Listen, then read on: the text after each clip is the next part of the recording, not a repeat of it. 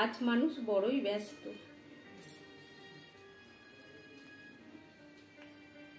ধাপে ধাপে এগিয়ে চলেছে সভ্যতা।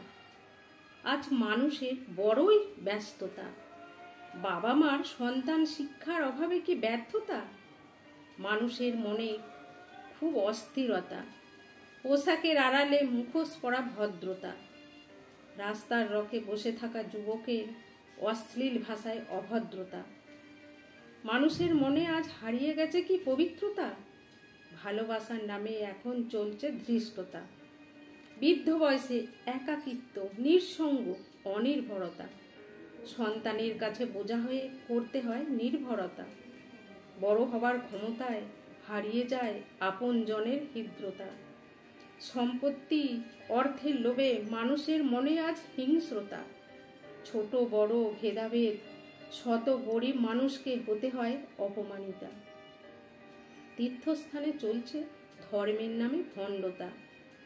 সভ্যতার এই সভ্য যুগে চারিদিকে অসভ্যতা। মানুষের মনে আজ কতখানি আছে সততা?